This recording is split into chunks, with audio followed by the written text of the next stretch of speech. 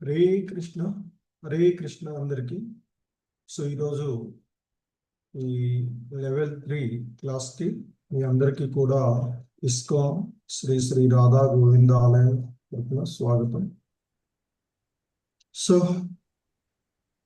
ఈ లెవెల్ 3 ప్రణామాలు.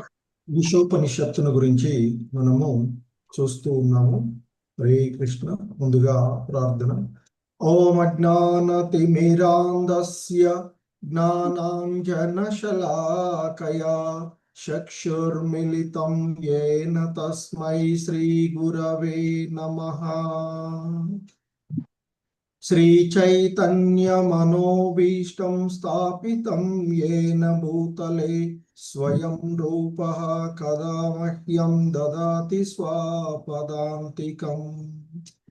వందేహం శ్రీగురు శ్రీయుతపదకమలం శ్రీగురూన్ వైష్ణవాంశ శ్రీరూపం సాగ్రజాతం సహగణ రఘునాథాన్వితం తం సజీవం సాద్వైతం సావధూతం పరిజన సహితం కృష్ణ చైతన్య దేవం శ్రీ రాధా కృష్ణ పాదాన్ సహగణ లలితా శ్రీ విశాఖాన్వితాంశ.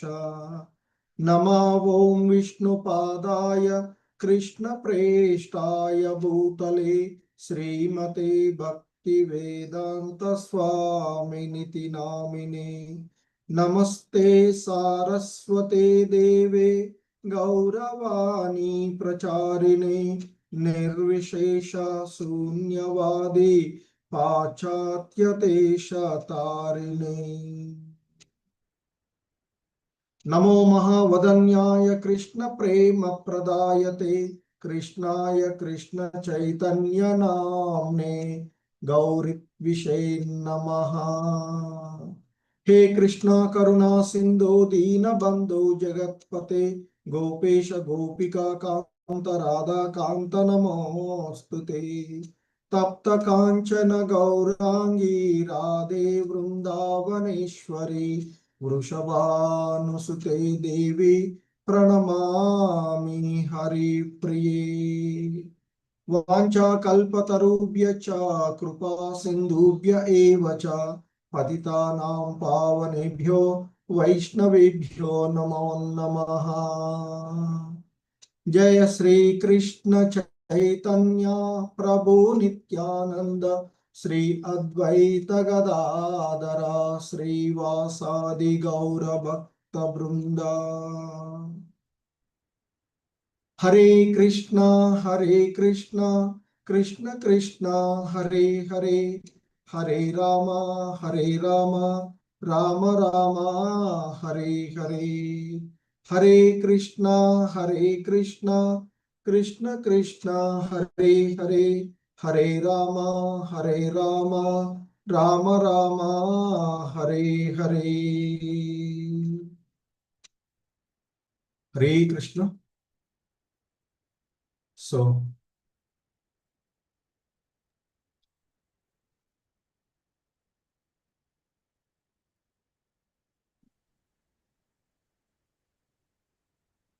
ఈరోజు క్లాస్కి ఈశోపనిషత్ క్లాస్కి మీ అందరికీ కూడా స్వాగతం తెలియజేస్తున్నాం.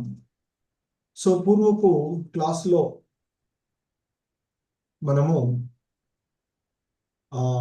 శ్రీల ప్రభుపాదుల వారు కృష్ణ కృపామూర్తి శ్రీల అభయచరణారవింద భక్తి వేదాంత ప్రభుపాదుల వారు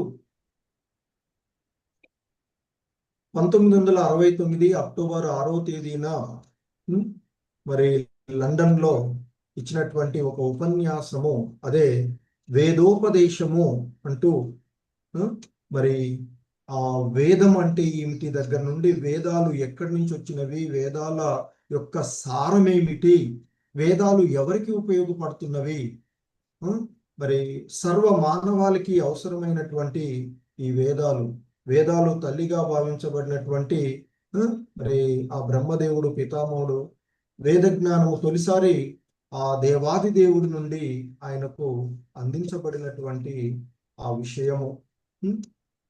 సో మరి శ్రీకృష్ణ భగవానుడి ఆ పరిపూర్ణుడు అయినటువంటి శ్రీకృష్ణ భగవాను మరి దేవదేవుడిగా అంగీకరించినటువంటి వైష్ణవ ఆచార్యులు, ఇతర ఆచార్యులను గురించి శంకరాచార్యుల దగ్గర నుండి వివిధ రకాలుగా మధ్వాచార్యులు వంటి వారు ఆయనని మరి దేవదేవుడిగా అంగీకరించినటువంటి అంశాన్ని మనము పూర్వపు క్లాసులో చూసినటువంటిది కదా. సో మరి అటువంటి ఈశోపనిషత్ మనము ప్రారంభించుకునే ముందుగా ఈరోజు క్లాస్లో మంగళాచరణము మరియు అది అయిపోయిన తర్వాత మొదటి మంత్రం ఈ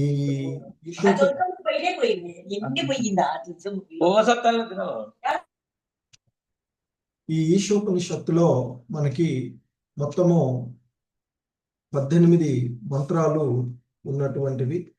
సో వాటిలో ముందుగా ఈరోజు మంగళాచరణము మరియు మొదటి మంత్రాన్ని ఇస్కాన్ సంస్థాపక ఆచార్యులైనటువంటి శ్రీల ప్రభుపాదుల వారి యొక్క వివరణం ద్వారా ఈ విషయాలను మనము అవగాహన చేసుకోవడానికి ప్రయత్నం చేద్దాం.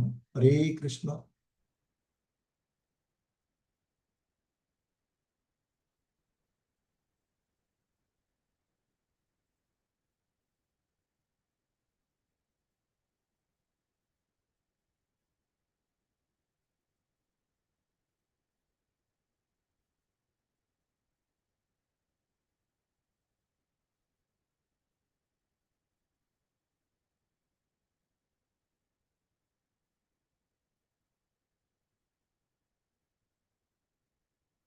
హరే కృష్ణ.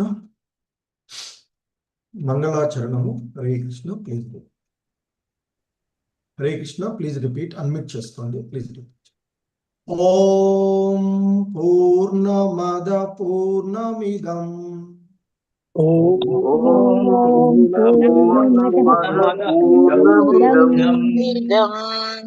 ఓం పూర్ణమద పూర్ణమిదం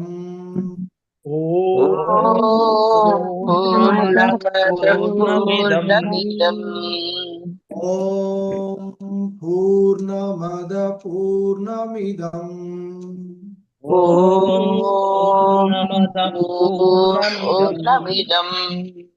పూర్ణాత్ పూర్ణముదచ్యతే పూర్ణాత్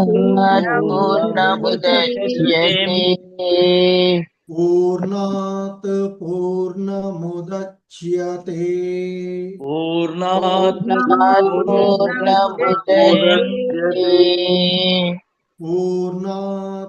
పూర్ణముదచ్యతే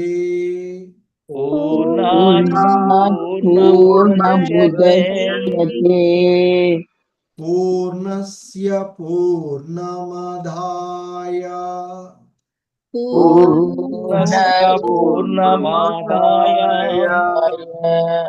పూర్ణస్య పూర్ణమాదాయ పూర్ణస్య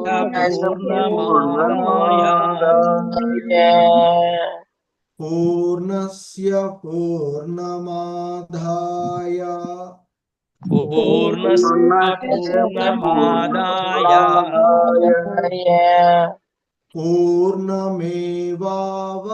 పూర్ణమేవావశిష్యతే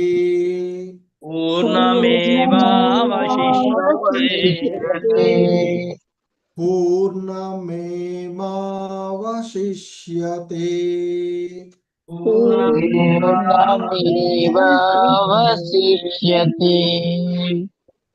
పూర్ణమేవావశిష్యతే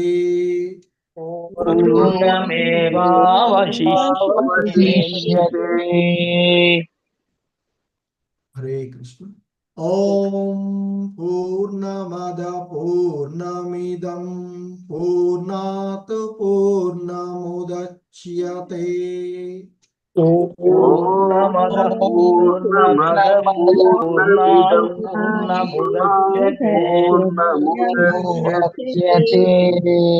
ఓం పూర్ణమద పూర్ణమిదం పూర్ణాత్ పూర్ణముదచ్యతే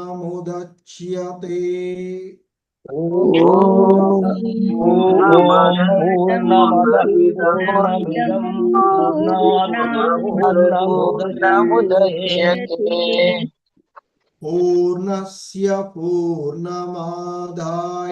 పూర్ణమేవావశిష్యతే పూర్ణస్య పూర్ణమాదాయ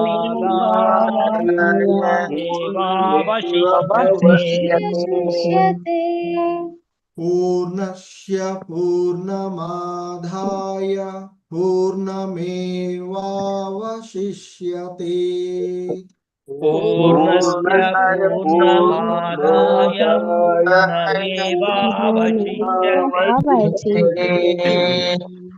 హరే కృష్ణ. ఓం పూర్ణమద పూర్ణమిదం పూర్ణాత్ పూర్ణముదచ్యతే ఓం పూర్ణమాదాయ పూర్ణాత్ పూర్ణమేవావశిష్యతే. పూర్ణముదచ్యతే. పూర్ణమద పూర్ణం పూర్ణాత్ పూర్ణముదచ్యతే పూర్ణస్య పూర్ణమాదాయ పూర్ణమేవావశిష్యతే. హరే కృష్ణ. ప్రభు చదువుంటారు.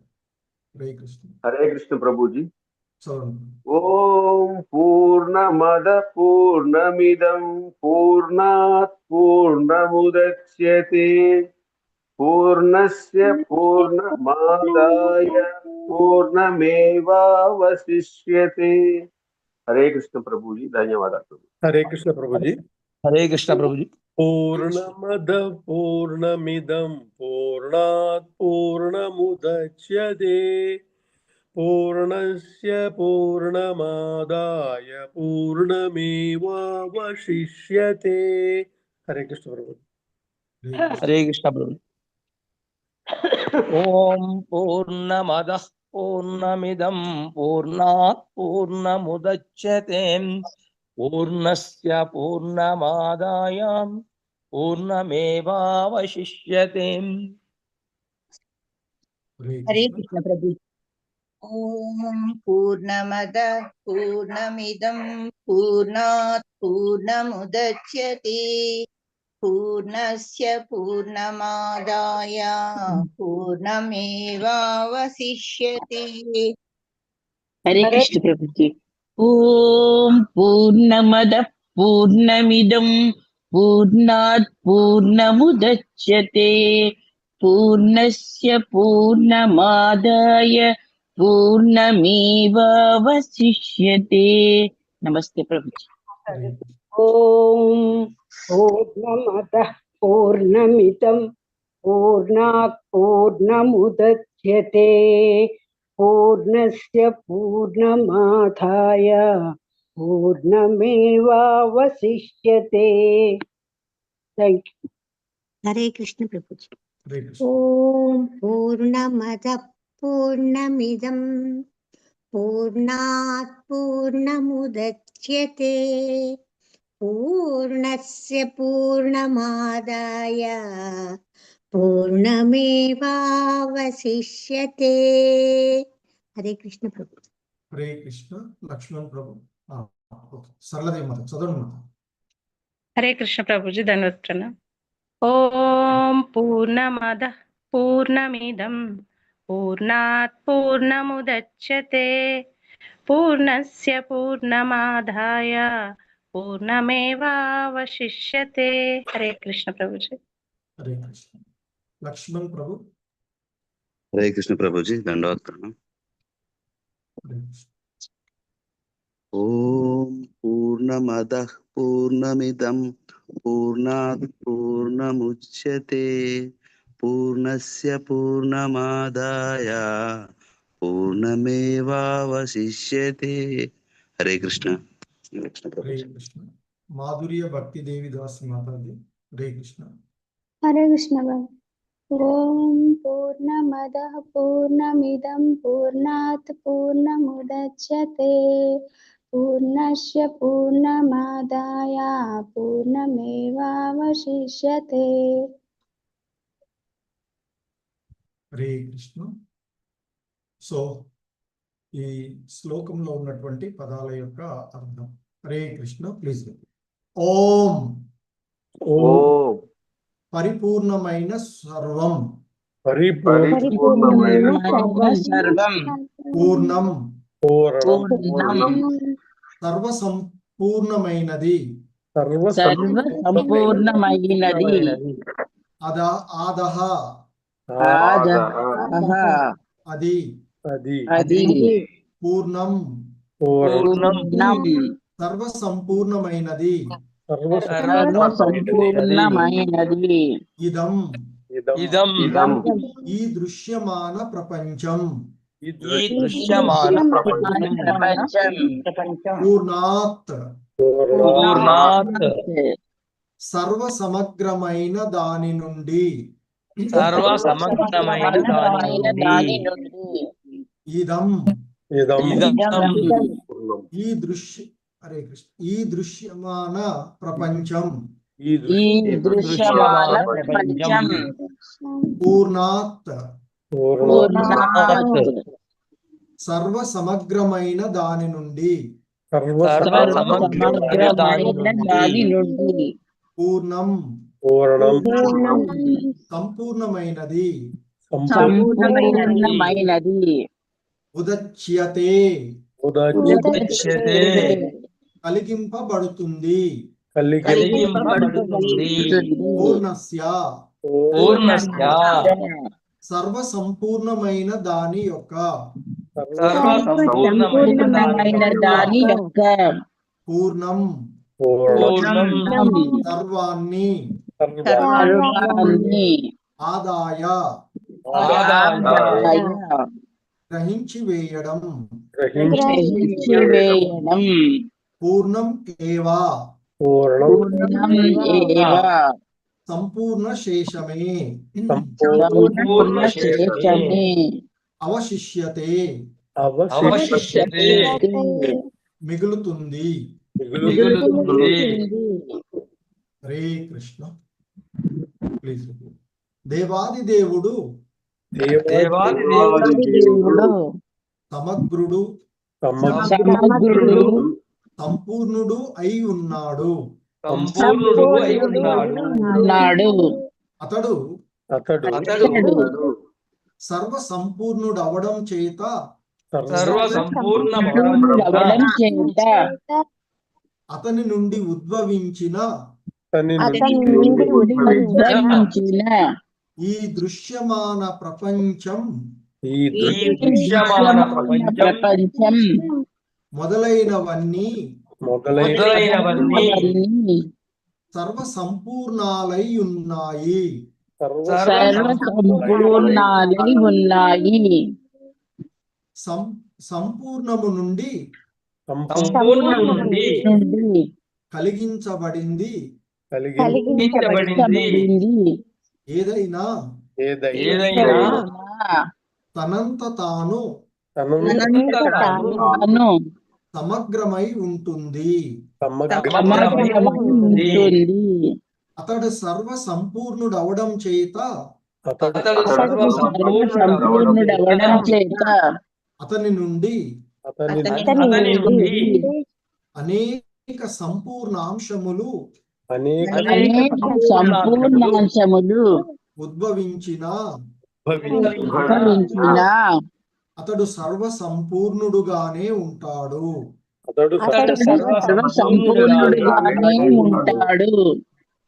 హరే కృష్ణ. సో మనకి ఈ మంగళాచరణము అనేటువంటి ఈ శ్లోకంలో ముందుగా ముఖ్యంగా భగవంతుని యొక్క సంపూర్ణత్వాన్ని గురించి చెప్తూ ఉన్నటువంటిది. సో ఓం పూర్ణమద పూర్ణమిదం పూర్ణాత్ పూర్ణముదచ్యతే పూర్ణస్య పూర్ణమాదాయ పూర్ణమేవావశిష్యతే అంటూ చెప్తున్నారు.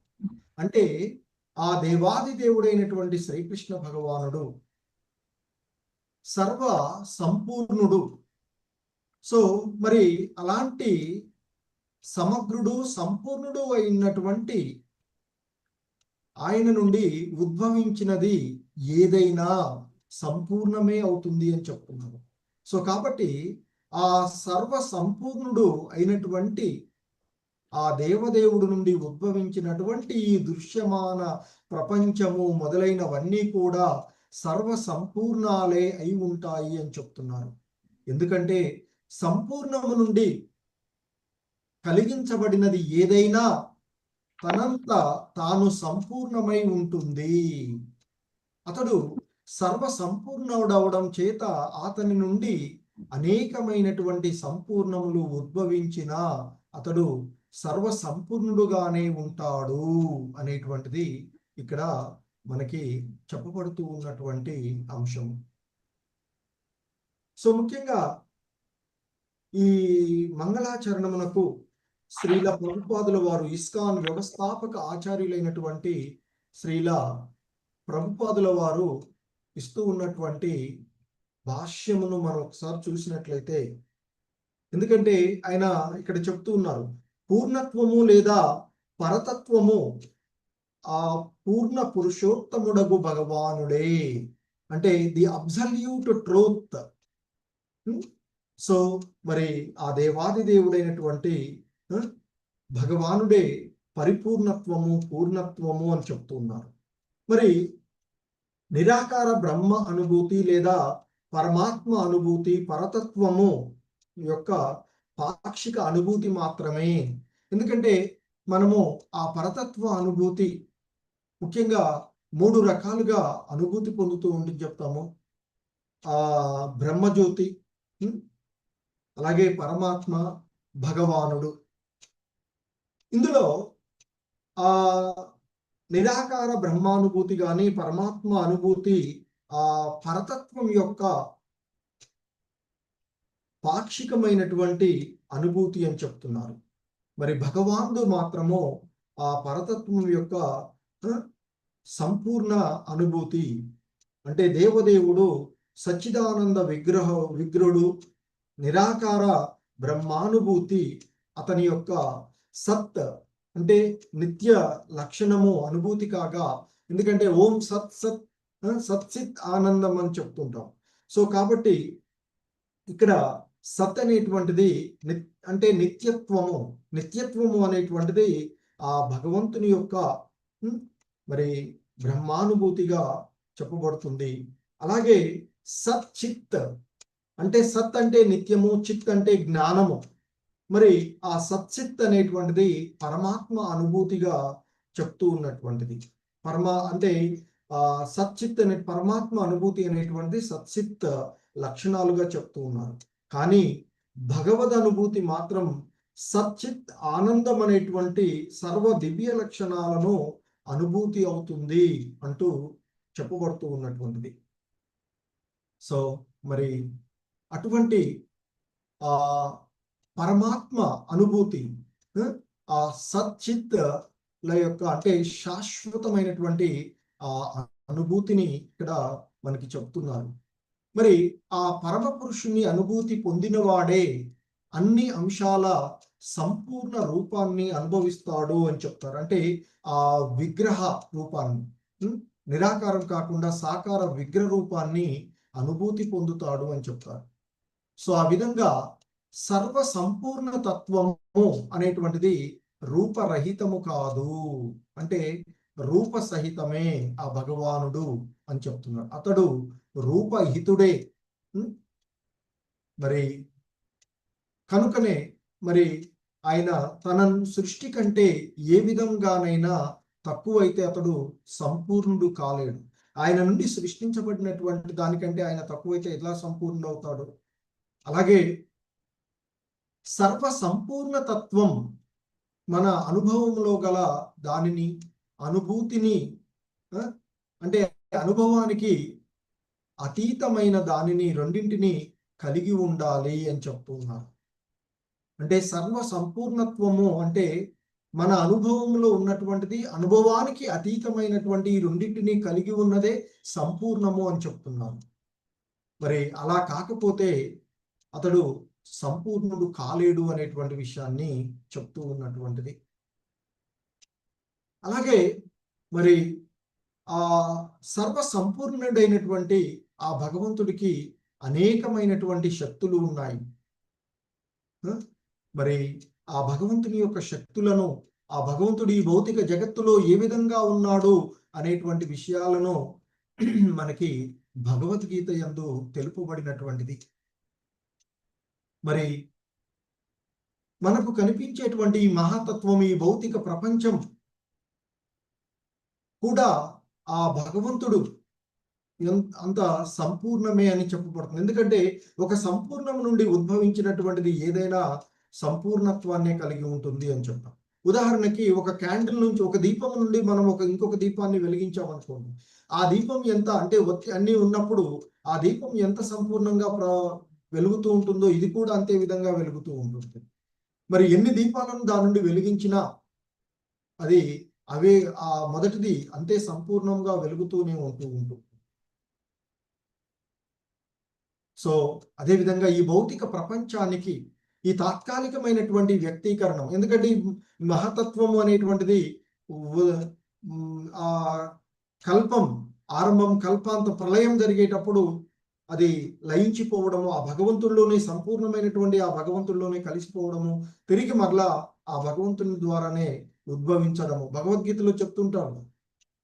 సో ఈ ప్రకృతిలో వ్యక్త అవ్యక్తాలు అనేవి నా యొక్క ఆధీనంలోనే జరుగుతూ ఉంటాయి అని చెప్తూ ఉంటుంటారు. మరి ఈ భౌతిక ప్రపంచము వ్యక్తీకరణానికి 24 తత్వాలు, మరి ఈ విశ్వం యొక్క ఉనికికి పోషణకు కావలసినటువంటి సర్వ వస్తువులను కలిగించే విధంగా ఆ 24 తత్వాలతోనే ఈ మహతత్వము ఉండేటువంటిది. మరి ఈ విశ్వాన్ని పోషించడానికి అందులోని ఏ ఇతర అంశాలు మరియు ఏ బాహ్యమైనటువంటి యత్నాలు అవసరం లేదు అని చెప్తూ ఉంటుంటారు. ఈ విశ్వం కూడా సంపూర్ణ తత్వం యొక్క శక్తి చేత నిర్ణీతమైన కాల పరిమితి పూర్తి అయ్యే వరకు పనిచేస్తూనే ఉంటుంది. ఆ కాల పరిమితి పూర్తి అయినప్పుడు సంపూర్ణ తత్వం యొక్క ఆ సంపూర్ణ ఏర్పాటు చేత మరి తాత్కాలిక ఆవిర్భావం గల ఈ విశ్వం లయం చెందుతుంది. తిరిగి మరలా ఆ పూర్ణత్వంలోనికి అది వెళ్ళిపోయేటువంటి విషయాన్ని చెప్తూ ఉంటుంటారు. మరి ఈ సంపూర్ణమైనటువంటి దాని నుండి ఉద్భవించినటువంటిది ఏదైనా సంపూర్ణం అంటుంది. మరి జీవులు కూడా భగవంతుని అంశలే. భగవద్గీతలో చెప్తారు, మమైవాంశో జీవలోకే అంటూ చెప్పబడినటువంటి మరి సంపూర్ణ అంశలైనటువంటి జీవులకు ఆ పూర్ణతత్వానికి సాక్షాత్కరింప చేసుకోవడానికి కావలసినటువంటి సౌకర్యాలన్నీ కూడా కల్పించబడ్డాయి అని చెప్తుంటారు. మరి ఆ సౌకర్యాలన్నింటినీ కూడా వినియోగించుకొని, అంటే సర్వ సంపూర్ణత్వం యొక్క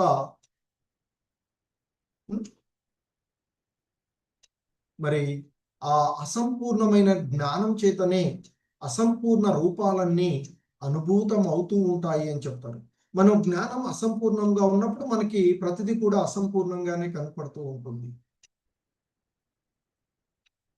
మరి ఈ సృష్టిలో 84 లక్షల రకాలైనటువంటి జీవజాతులో పరిణామం చెంది మరి అందులో మొదటగా అడుగున మనకి ప్రారంభం జలచరాలుగా, తర్వాత ఇంకా విధంగా ఈ సృష్టిలో ఉన్నటువంటి 84 లక్షల రకాలైనటువంటి జీవజాతులలో చివరికి మానవ జన్మ మనకి లభిస్తుంది అని చెప్తారు.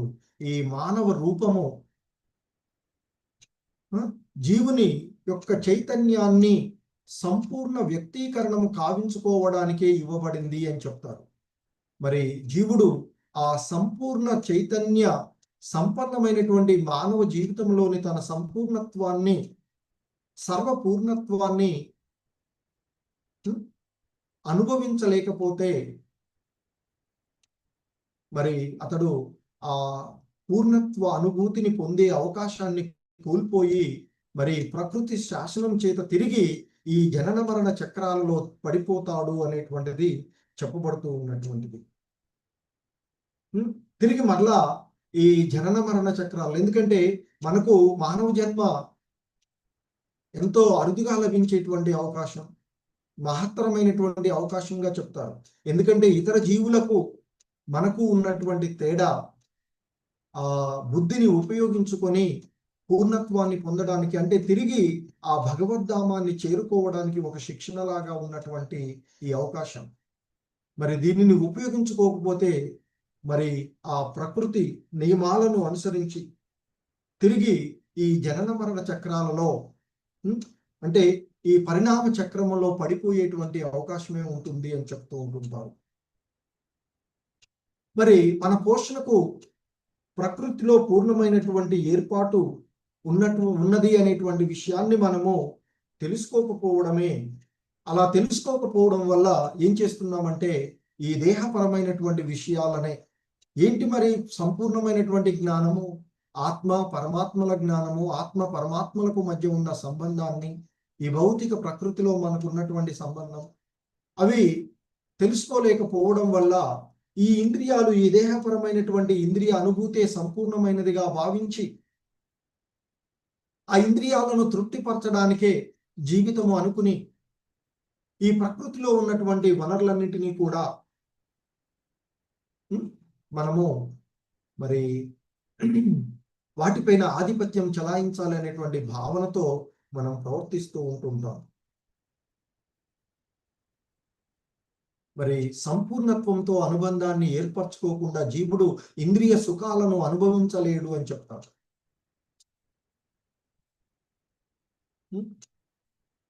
సో అంటే కేవలము అది ఒక భ్రమే అవుతుంది, అంటే మోహంలో పడిపోతుంది. మోహ కారణంగానే మనము ఈ భౌతిక జగత్తులో ఈ జనన మరణ చక్రాలలో చిక్కుకుంటూ పోతూ ఉన్నటువంటిది. సో మరి మనకి అందుకే చెప్తూ ఉంటుంటారు ఇక్కడ, ఈ చెయ్యి ఉన్నట్లయితే దేహంతో కూడి ఉన్నంత వరకే మరి పూర్ణమైనదిగా ఉంటుంది కదా. ఈ చెయ్యి ఉందనుకోండి, ఈ చెయ్యి మనము ఈ దేహంతో కలిసి ఉన్నంత వరకే ఈ చేత్తో మనం ఏదైనా చేయగలుగుతూ ఉంటుంటాం. మరి అలా ఎప్పుడైతే మరి ఆ చెయ్యి దేహం నుండి ఖండించి వేసామనుకోండి, దేహం నుండి ఈ చేతిని తీసామనుకోండి, కనిపిస్తుంది ఇంతకు ముందు లాగానే చెయ్యిలాగానే కనిపిస్తూ ఉంటుంది, కానీ నిజానికి చేతికి సంబంధించినటువంటి శక్తులేవి దానికి ఉండవు.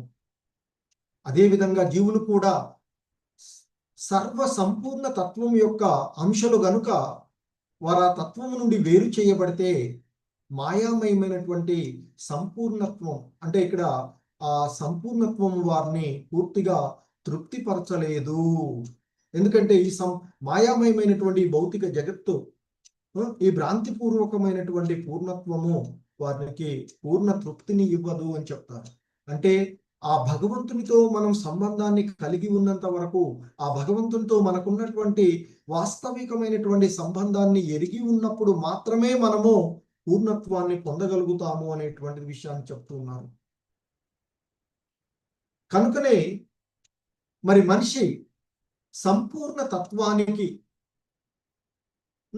అంటే ఎవరు మరి సంపూర్ణ తత్వము, ఆ పరిపూర్ణుడైనటువంటి భగవానుని యొక్క సేవలో నెలకొన్నప్పుడే మనకి పూర్ణత్వము అనుభూతమవుతుంది అని చెప్తూ ఉంటారు. మరి ఈ భౌతిక ప్రపంచంలో ఎన్నో రకాలైనటువంటి సేవలు ఉన్నాయి. సాంఘిక, రాజకీయ, మతపరమైన, అంతర్జాతీయ, అంతర్లోక సేవలు ఏవైనా ఆ పరిపూర్ణుడైనటువంటి భగవత్ సంబంధంలో చెయ్యనంత వరకు అవి అసంపూర్ణంగానే మిగిలిపోతాయి అని చెప్తూ ఉన్నారు. సర్వ సంపూర్ణ తత్వంతో బంధం ఉంటేనే దానితో కూడి ఉన్న అంశం కూడా తనంత తాను సంపూర్ణం కాగలుగుతుంది.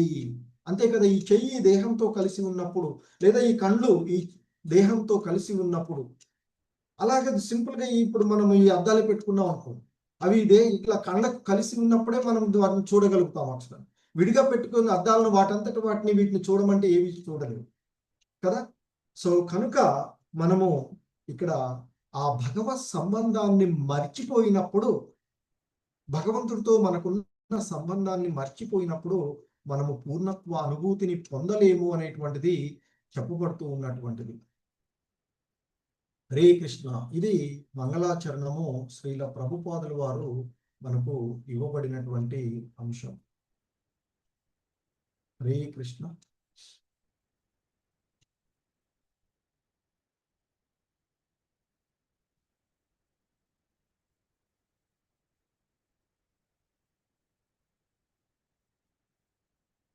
సో మొదటి మంత్రం చూద్దాం. హరే కృష్ణ.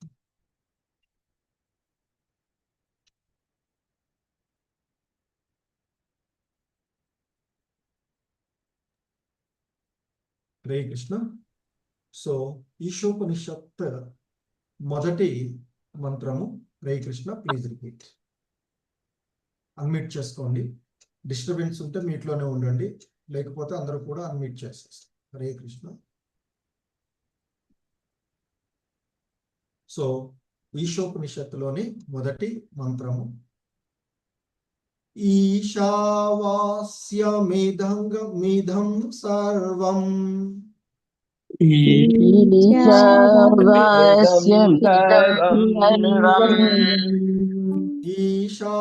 ఈశావాస్యమిదం సర్వం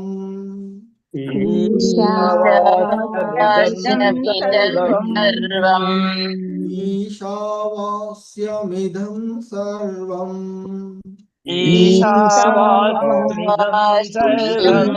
సర్వం యత్కించ జగత్యాం జగత్ యత్కించ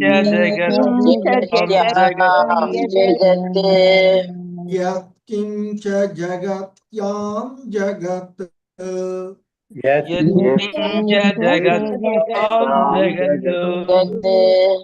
యత్కించ జగత్యాం జగత్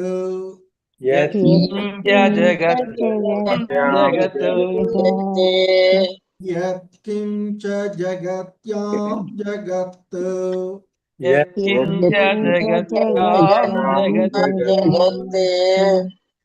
తేన త్యక్తేన భుంజీతా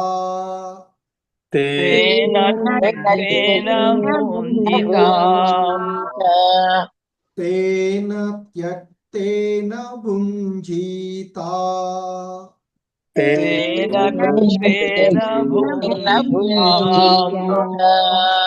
తేన త్యక్తేన భుంజీతా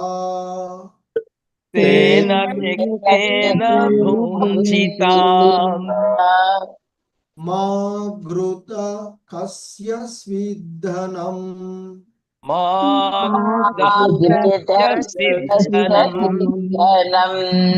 మా ఘృత కస్య స్విద్ధనం మా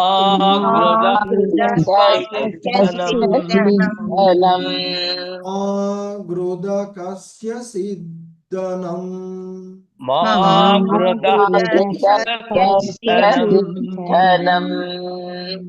హరే కృష్ణ. ఈశావాస్యమిదం సర్వం యత్కించ జగత్యాం జగత్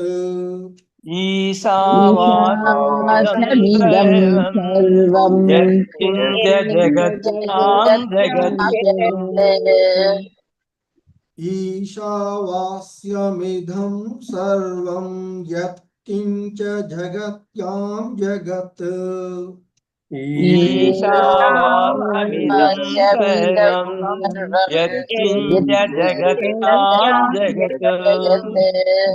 తేన త్యక్తేన భుంజీతా మా ఘృత కస్య స్విద్ధనం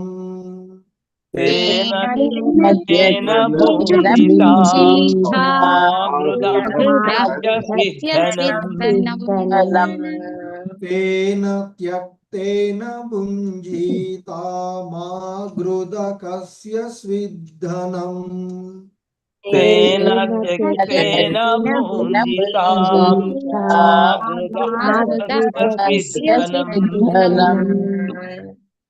హరే కృష్ణ. మొత్తం శ్లోకం. ఈశావాస్యమిదం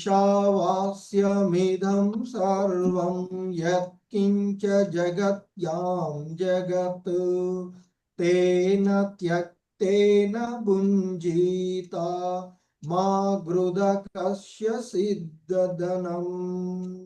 ఈశావాస్యమిదం సర్వం కించ జగత్యాం జగత్తం తేన త్యక్తేన భుంజితాం మా గృధః కస్య సిద్ధనం. హరే కృష్ణ. హరే కృష్ణ ప్రభుజీ, చదవమంటారా? చదవండి.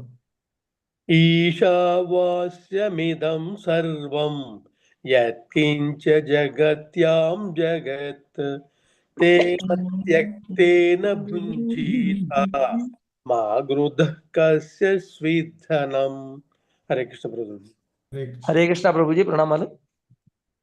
ఈశావాస్యమిదం సర్వం యత్కించ జగత్యాం జగత్ తేన త్యక్తేన భుంజితాం మా గృధః కస్య స్విద్ధనం.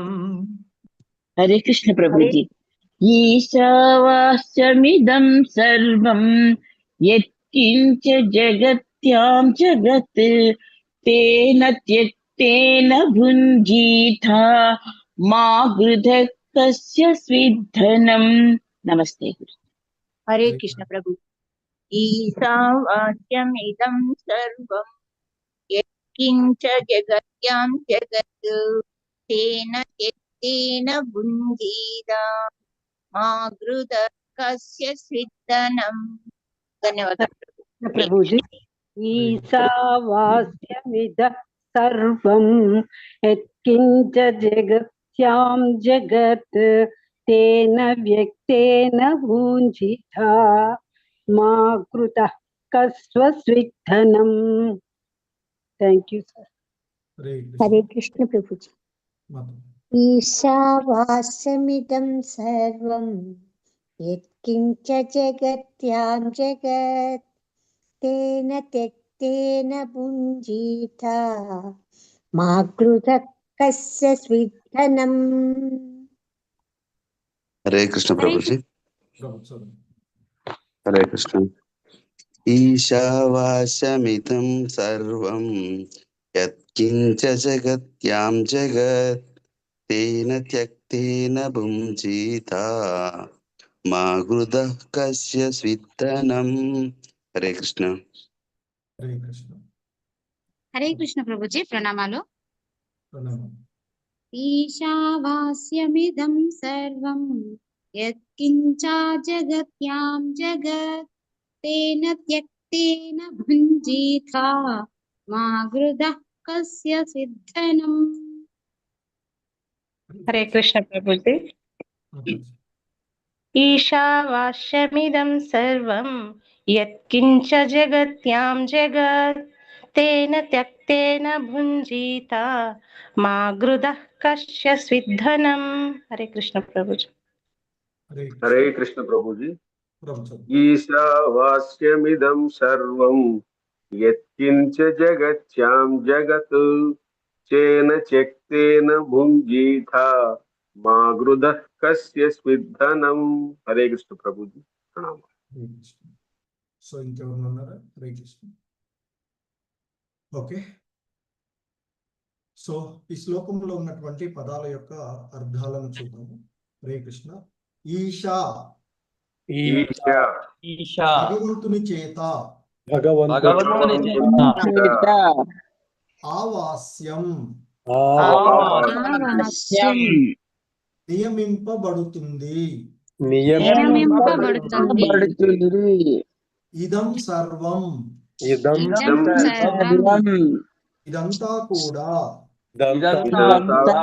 కూడా యత్కించ ఏదైతే జగత్యాం ఈ విశ్వంలో ఈ విశ్వంలో జగత్ జగత్ చేతన రూపమైనది ఉందో చేతన చేతన రూపమైనది ఉందో తేనా తేన అతని చేత అతని చేత త్యక్తేనా తేన కేటాయించబడిన అంశాన్నే కేటాయించబడిన అంశాన్ని భుంజీతాః భుంజీతాః మీరు అంగీకరించాలి మీరు అంగీకరించాలి మా గృదః స్వీకరింపరాదు కస్యస్విత్ ఏ ఇతరుని యొక్క ధనం సంపదను హరే కృష్ణ. ఏ కృష్ణ ఈ విశ్వంలో గల ఈ విశ్వంలో గల చేతన అచేతన వస్తువులన్నీ వస్తువులన్నీ భగవంతునికే చెంది భగవంతునికి చెంది ఆయన చేతనే ఆయన చేతనే నియమించబడుతున్నాయి అందుచేత మానవుడు తన కొరకే కేటాయించబడిన వాటిని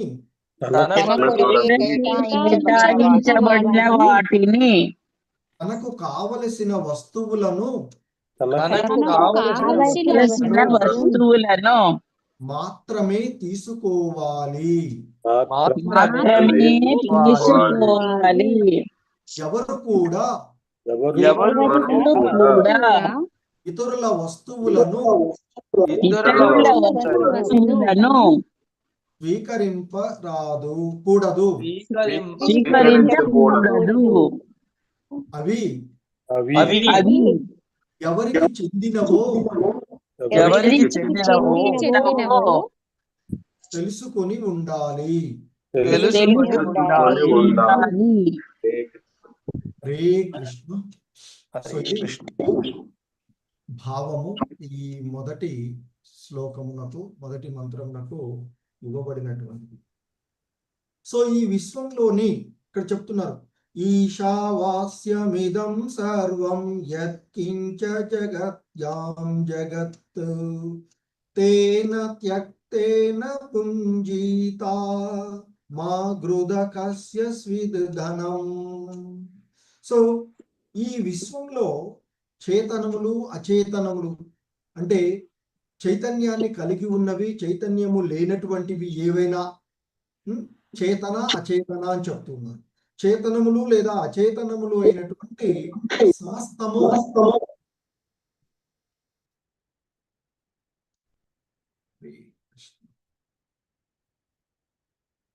చేతనము అచేతనములైనటువంటి సమస్తములు కూడా మరి ఆ భగవంతుని చేతనే నియంత్రించబడుతూ ఉన్నాయి. ఆ భగవంతునికి చెందినటువంటివే.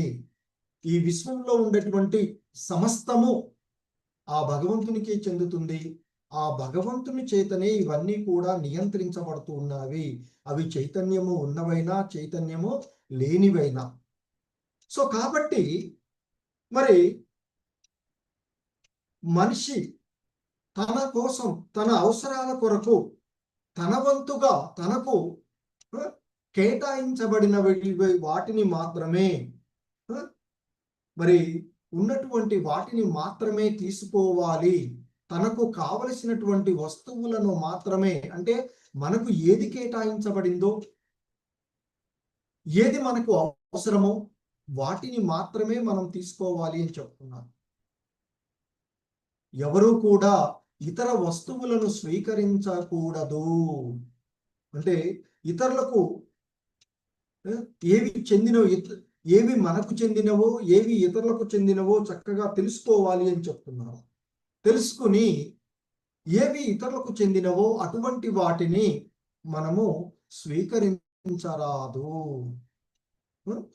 సో ఏది మనకు చెందినది ఏది ఇతరులకు చెందినదు అనేటువంటి విషయాలను మనము గమనించి ఈ జగత్తులో మనమే కాదు, ఈ విశ్వంలో సృష్టిలో 84 లక్షల రకాలైనటువంటి జీవజాతులన్నీ కూడా ఉన్నాయి.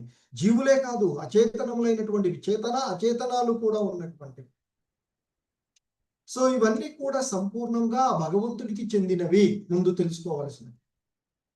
మరి ఆ భగవంతునికి చెందిన వాటిలో మనకి ఏవి ఆ భగవంతుడు ఇస్తున్నాడో వాటిని మాత్రమే మనం స్వీకరించాలి అనేటువంటి విషయాన్ని, అంటే ఈ జగత్తుకు చెందినటువంటి సంపూర్ణ జ్ఞానాన్ని మనం పొందాలి అని చెప్తున్నారు.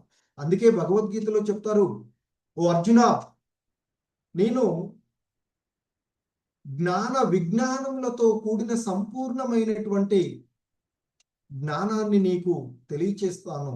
దీనిని నీవు అర్థం చేసుకున్నట్లయితే ఈ భౌతిక జగత్తులో ఏది కూడా మిగిలి ఉండదు అని చెప్తారు. సో సంపూర్ణత్వాన్ని పొందుతావు అని చెప్తారు. సో మరి సంపూర్ణత్వాన్ని పొందడం అంటే ఆ జ్ఞాన విజ్ఞాన సహితమైనటువంటి, అంటే ఆత్మ పరమాత్మల సంబంధాన్ని అవి తెలుసుకొని,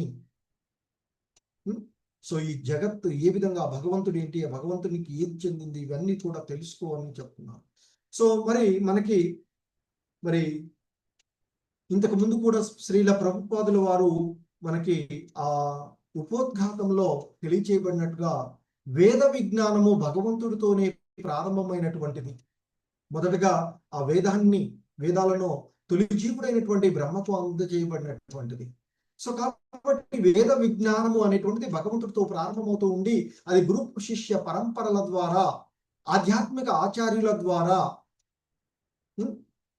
మరి పొందడం వలన అది ప్రామాణికమైనది అని చెప్తూ ఉన్నారు. మరి అటువంటి వేద విజ్ఞానం దివ్య మూలము నుండియే స్వీకరించబడుతుంది. ఎందుకంటే అది కృష్ణ భగవాను నుండే వచ్చినటువంటిది. మరి వేదాలు భగవంతుడి చేత చెప్పబడినవి కనుక అవి అపౌరుషేయాలు అనేటువంటి విషయాన్ని మనము ఆ ఉపోద్ఘాతంలో కూడా తెలుసుకున్నటువంటిది.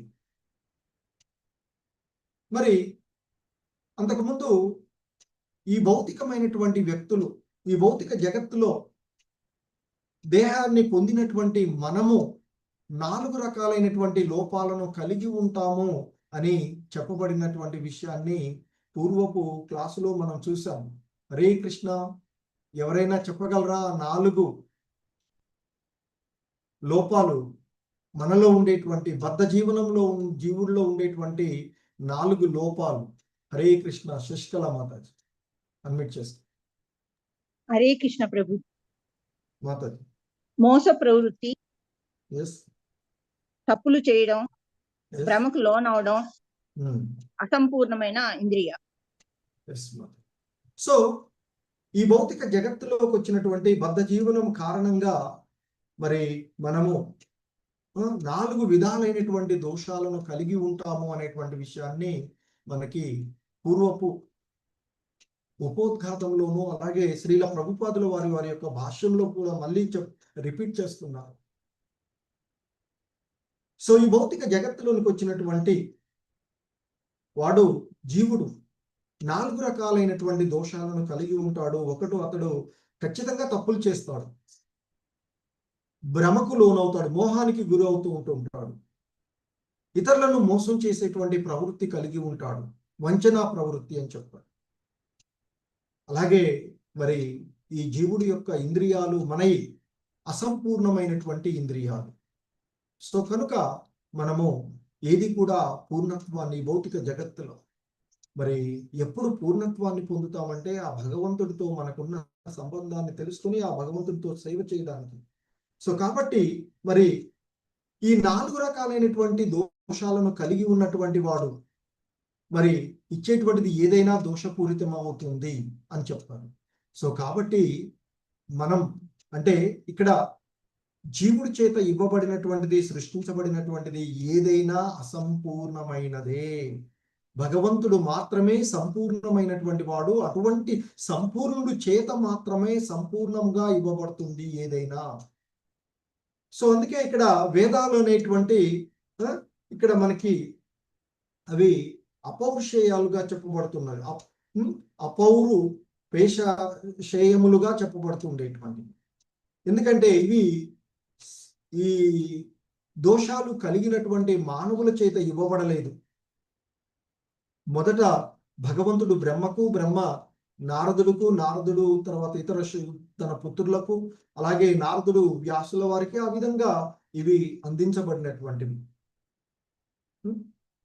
సో కాబట్టి ఆ భగవంతుడు పూర్ణ పురుషోత్తముడైనటువంటి భగవంతుడు మరి ఆ ప్రకృతి యొక్క నియమాలకు ఆయన వశమయ్యేటువంటి అవకాశమే లేదు ఆయన ద్వారా. అందుకే భగవద్గీతలో కూడా చెప్తారు, నా చేత ఇవన్నీ కూడా నియంత్రించబడుతూ ఉన్నాయి, ఈ జగత్తులో నేను లేను, నాలో అవి ఉన్నాయి అని చెప్తూ ఉంటుంటారు. సో కాబట్టి ఈ త్రిగుణాలైనటువంటి సత్వ రజో తమో గుణాలైనటువంటి త్రిగుణమైనటువంటి మాయ ఆయన చేత నియంత్రించబడుతూ ఉండేటువంటిది. సో కాబట్టి మరి జీవులు మరియు అచేతనములు రెండు కూడా ప్రకృతి నియమాల చేత, చేతన అచేతనాలుగా చెప్పబడేటువంటి ఇవన్నీ కూడా ప్రకృతి నియమాల చేత, చివరకు ఆ భగవంతుడి చేత. ఎందుకంటే మనకి భగవద్గీత 7వ అధ్యాయంలో చెప్తారు, నా యొక్క శక్తులు అపర పరాశక్తులుగా ఉండేటువంటివిగా ఈ భౌతిక జగత్తు అపర ప్రకృతి కాక మరి దానికి భిన్నమైనటువంటి మరొక శక్తి ఉంది, పరాశక్తి అంటూ చెప్తారు. ఈ రెండు శక్తులు నా నియంత్రణలోనే జరుగుతూ ఉన్నాయి అని చెప్తుంటారు మళ్ళా కదా. సో మరి ఆ భగవంతుడు యొక్క అపర పరా ప్రకృతులలో మరి భూమి, జలము, అగ్ని, వాయువు, ఆకాశము, మనసు, బుద్ధి, అహంకారము అనేటువంటి ప్రకృతి తత్వాలు ఆ భగవంతుని యొక్క అపర ప్రకృతిగా చెప్పబడుతూ ఉండేటువంటి. మరి దానికి భిన్నంగా ఆ చేతనాయుతమైనటువంటి జీవుడు అతని యొక్క పరాప్రకృతి ఉన్నతమైనటువంటి ప్రకృతిగా చెప్పబడినటువంటిది. చివరికి ఈ రెండు ప్రకృతులు కూడా అపర ప్రకృతులు, ఈ రెండు కూడా ఆ భగవంతుని యొక్క మరి ఆయన యొక్క మాధ్యమంలోనే, ఆయన యొక్క మార్గదర్శకంలోనే పనిచేస్తూ ఉన్నటువంటివి. సో కనుక చివరికి ఆయన ఆ సంపూర్ణుడైనటువంటి భగవానుడే సమస్తానికి నియామకుడు. ఈ జగత్తులో ఉండేటువంటి సమస్తానికి ఆయనే పరమ నియామకుడు. అదే విషయాన్ని అర్జునుడు అర్థం చేసుకుని 10వ అధ్యాయంలోను 11వ అధ్యాయంలోనూ ఆయన మరి నేను ఇంకా ఈ భౌతిక జగత్తులో ఏ రూపాలలో చూడాలి అంటే ఆయన యొక్క శక్తులన్నింటినీ కూడా ఆయన వివరించేటువంటిది. సో కాబట్టి మరి ఈ విశ్వంలో ఏదియును ఈ అపర పరా ప్రకృతులకు చెందకుండా ఉండదు. కనుక మరి ఈ రెండు ఆయన యొక్క సొత్తే. కనుక మరి జగత్తులో ఉండేటువంటిది ఏదైనా భగవంతుడిదే. ఎందుకంటే మనం ఈ జగత్తులో చేస్తూ ఉన్నటువంటి ఈ ప్రకృతిపై ఆధిపత్యం చలాయించాలనేటువంటి భావనలో మనం చేస్తూ ఉన్నటువంటి పనుల కారణంగానే మనం శిక్షలు అనుభవిస్తూ ఉన్నాం. రకరకాలైనటువంటి వ్యాధులు రావడము, రకరకాలైనటువంటి ఈ ప్రకృతిలో వైపరీత్యాలు కలగడము, అతివృష్టి, అనావృష్టులు, అతి ఎండలు రావడము, అతి వర్షాలు రావడము. సో మనం ఆ ప్రకృతిని నియమాలను పాటించకుండా ఉండడం వల్ల జరుగుతూ ఉన్నటువంటివే అని చెప్పవచ్చు. మరి ఆ పరమనిత్యుడైనటువంటి దేవదేవుడు ఆ పూర్ణ పురుషుడు కనుక తన యొక్క వివిధ శక్తులు చేత సమస్తాన్ని చక్కగా పొందుపరిచి సమగ్రంగా వివేకము అతనికి ఉన్నట్టు. అందుకే ఆయన చెప్తాడు, ఆ భగవద్గీత 7వ అధ్యాయంలోనే చెప్తారు, నాకంటే శ్రేష్టమైనది ఇంకొకటి లేదు అర్జున, తెలుసుకో అర్జున అని చెప్తారు. మరి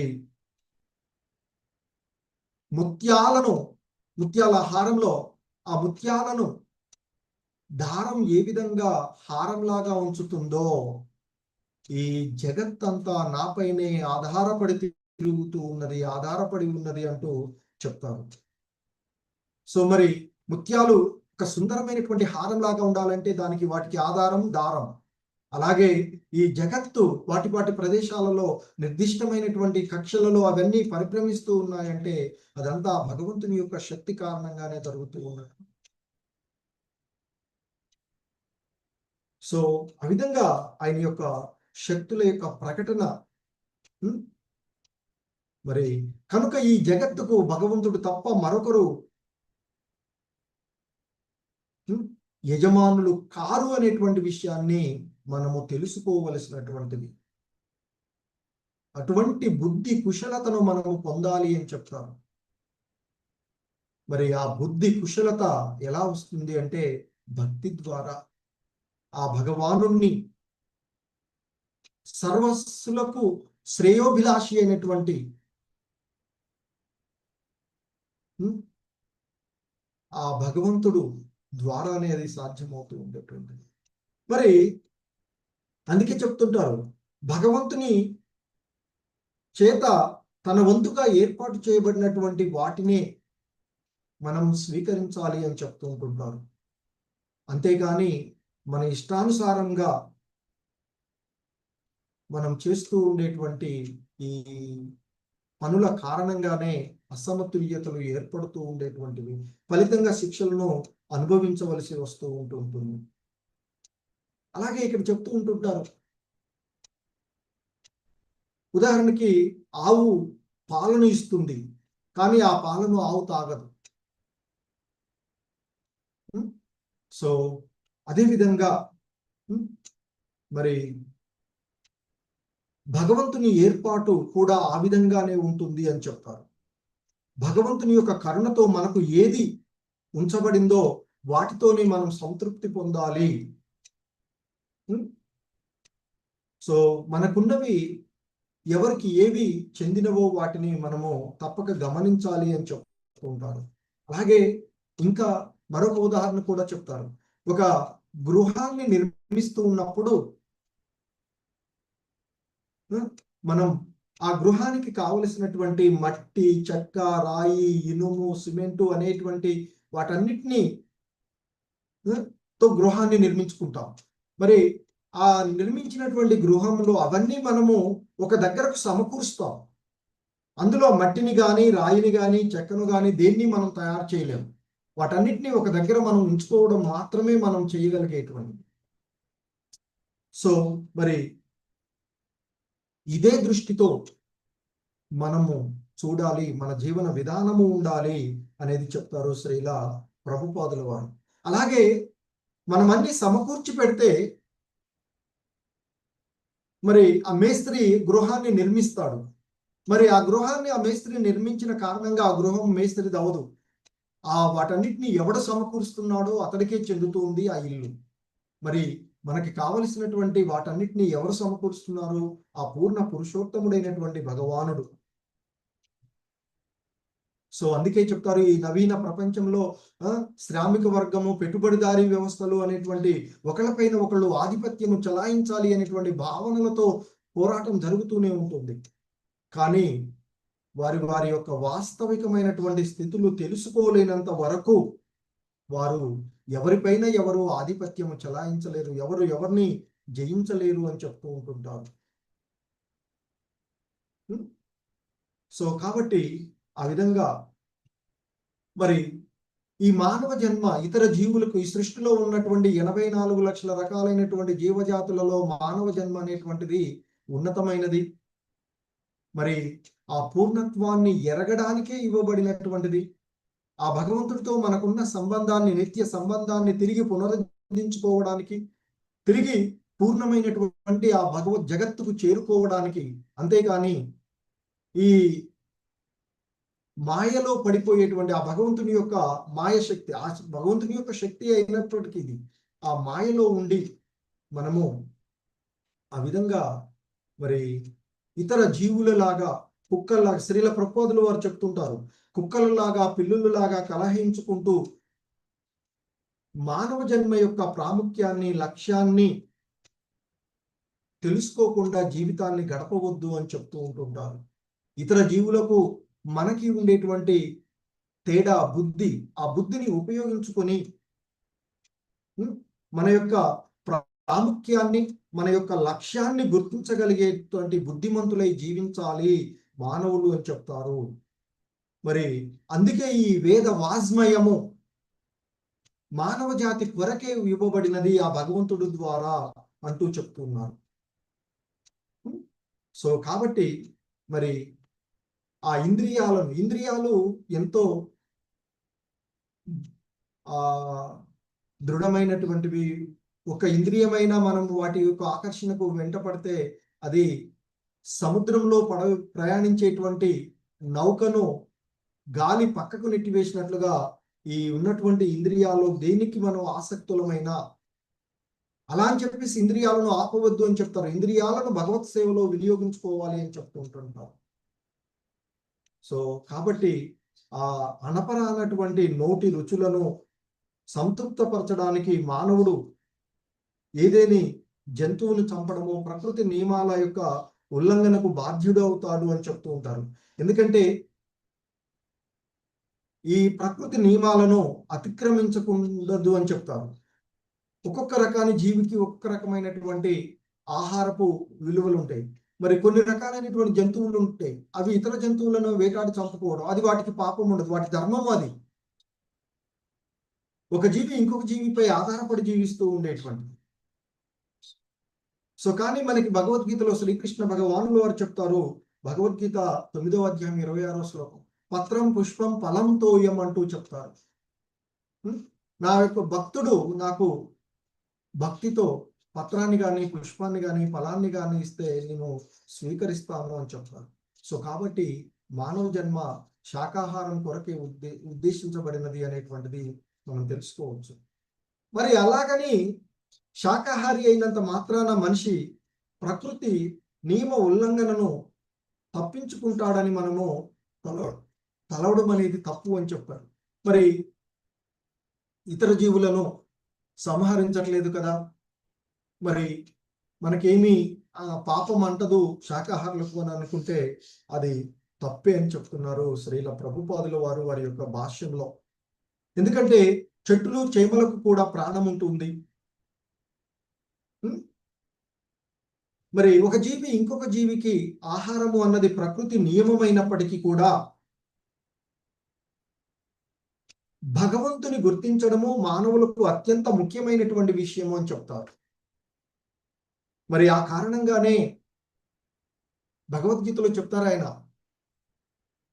ఓ అర్జున, నీవు చేసేటువంటిది ఏదైనా నాకు సమర్పించి చెయ్యి అని చెప్తారు.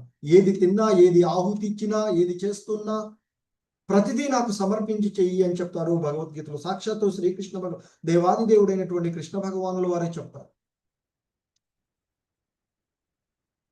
అంటే మనము ప్రకృతి నియమాలను యొక్క ఉల్లంఘన చెయ్యకూడదు అని చెప్తూ ఉన్నారు.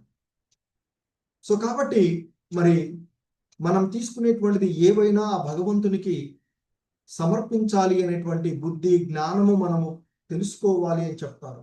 అది తెలియచేసేవే మనకు శాస్త్రాలు, ఆ వైదిక నియమాలు, అవన్నీ కూడా మనకి. మరి అలా కాకుండా మానవుడు మనకు ఇవ్వబడినటువంటి వేద వేదాలలో ఇవ్వబడినటువంటి ఉపదేశాలను నిర్లక్ష్యపరిచినట్లయితే అతని జీవితము అత్యంత ప్రమాదభరితమవుతుంది అని చెప్తుంటారు. కనుకనే భగవంతుని యొక్క ప్రామాణికతను, అధికారమును గుర్తించి అతనికి భక్తుడు కావడము మానవుడు చేయవలసినటువంటి కార్యము అని చెప్తుంది. సో ఇదే విషయాన్ని మనకు రూపగోస్వాముల వారు మనకి ఎన్నో విషయాలలో ఆ భక్తిని ఎలా కొనసాగించాలి, మన యొక్క వాస్తవిక అనన్య మనకి అన్యాభిలాషిత శూన్యం అంటూ చెప్తారు. ఎటువంటి విధమైనటువంటి ఇతర అభిలాషలు మనకు లేకుండా ఆ భగవంతునికి విశుద్ధమైనటువంటి సేవ, ఆ భగవంతునికి సేవ చేయడమే మానవ మన యొక్క ప్రధాన కర్తవ్యము, మన లక్ష్యం. సో కనుక మరి ఆ విషయాన్ని తెలుసుకోవాలి అని చెప్తారు. భగవంతుని ప్రామాణికతను, అధికారతను గుర్తించి అతనికి భక్తుడు కావడమే మానవుడు చేయవలసినటువంటి కార్యం. అందుకే మానవుడు సమస్తాన్ని భగవంతునికే అర్పించి అతనికే నైవేద్యము పెట్టి అలా పెట్టినటువంటి ఆహారంని ప్రసాద రూపంలో స్వీకరించాలి అని చెప్తారు. అందుకే భగవద్గీతలో చెప్తారు ఆయన ప్రతిదీ ఆయనకి సమర్పించు. అలా సమర్పించి చేయడం వల్ల ఎటువంటి బంధనాలు, అవి మంచైనా చెడైనా, ఏ బంధనాలు కూడా నీకు అంటవో అర్జున అంటూ చెప్తారు ఇక్కడ. సో కనుక ఆ విధంగా సమస్తాన్ని భగవంతునికి అర్పించి అతనికి నైవేద్యము పెట్టినటువంటి ఆహారంనే ప్రసాద రూపంలో మనం స్వీకరించాలి అని చెప్తూ ఉంటుంటారు. అలా చేసినప్పుడు జీవుడు తన కర్తవ్యాన్ని చక్కగా నిర్వర్తించిన వాడవుతాడు.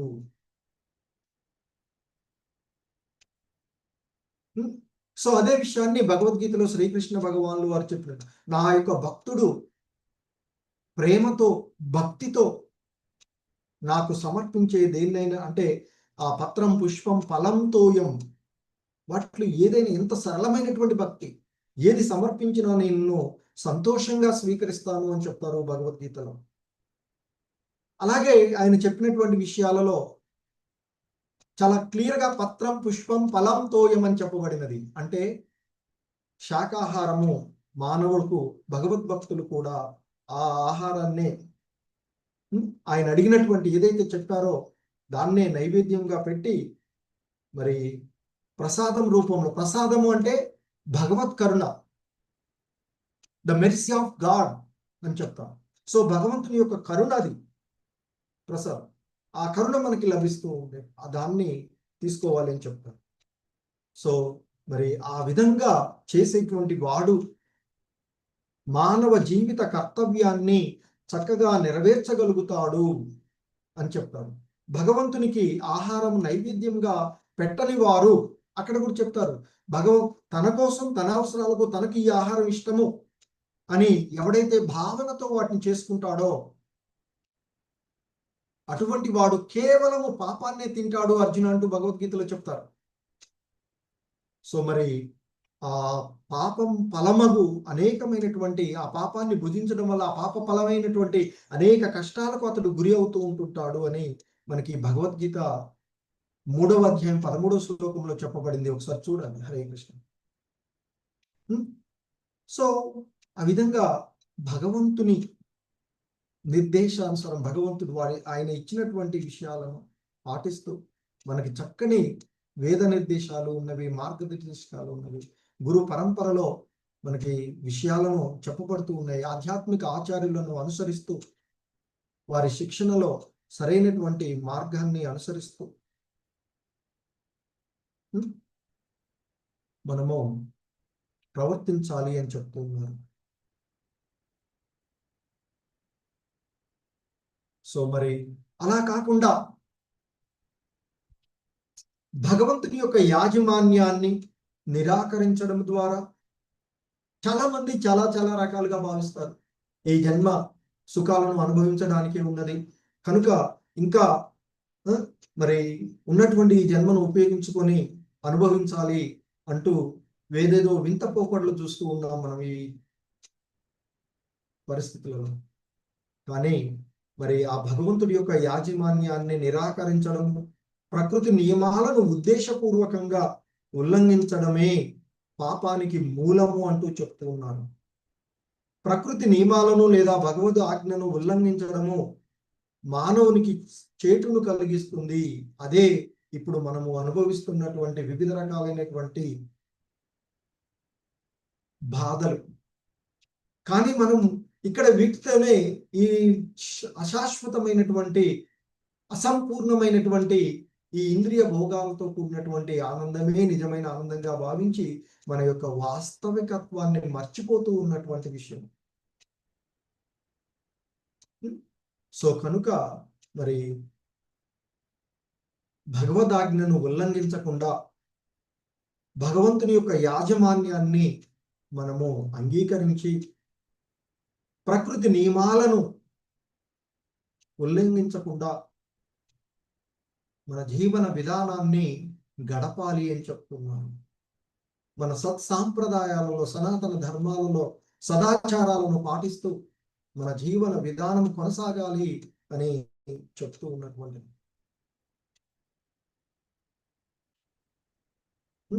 సో కనుక మరి మనము ఆ ప్రకృతిని నియమాలను పాటిస్తూ ప్రకృతి నియమాలను ఉల్లంఘించకుండా భగవంతుని యాజమాన్యాన్ని, భగవంతుని యొక్క అధికారాన్ని, ప్రభు భోక్త ఆయన చెప్తారు, భోక్తారం యజ్ఞ తపసాం సర్వలోక మహేశ్వరం సుహృదం సర్వభూతానాం అంటూ చెప్తారు ఆయన భగవద్గీతలో. మరి అన్ని రకాలైనటువంటి దేవతలకు, అన్ని విశ్వంలోని ప్రతిదానికి నేనే భోక్తను అని చెప్తాను. మరి అది తెలుసుకొని మరి ప్రకృతి నియమాలను తెలుసుకొని అనవసరమైనటువంటి రాగద్వేషాలకు ప్రభావితం కాకుండా ఉన్నటువంటి వాడు బుద్ధిమంతుడవుతాడు అని, అటువంటి బుద్ధిమంతుడు భగవంతుని చేత గుర్తించబడిన వాడై నిత్యవాసమైనటువంటి భగవంతుని యొక్క ధామాన్ని చేరుకోవడానికి యోగ్యుడవుతాడు అంటూ శ్రీల ప్రభుపాదుల వారు భాష్యంలో ముగిస్తూ ఉన్నారు. సో భగవద్గీతలో కూడా శ్రీకృష్ణ భగవానులు వారు చెప్తారు, నా భక్తులు నిరంతరము బుద్ధి చేత ఆయన భక్తిని చేయించేటువంటి వారిని నేను ఎప్పుడూ వారికి ఏం కావాలనో దాన్ని నేను చూస్తాను.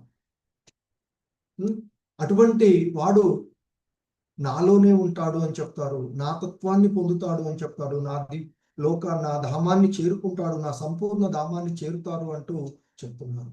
సో మరి అటువంటి సంపూర్ణ ధామాన్ని చేరి దానికి కావలసినటువంటి విషయాలను మనకి ఈ శ్లోకంలో శ్రీల ప్రభుపాదుల వారి యొక్క వివరణ ద్వారా తెలుసుకున్నటువంటి జగద్గురు శ్రీల ప్రభుపాద్ కీ జై. హరే కృష్ణ. ధన్యవాదాలు అందరికీ.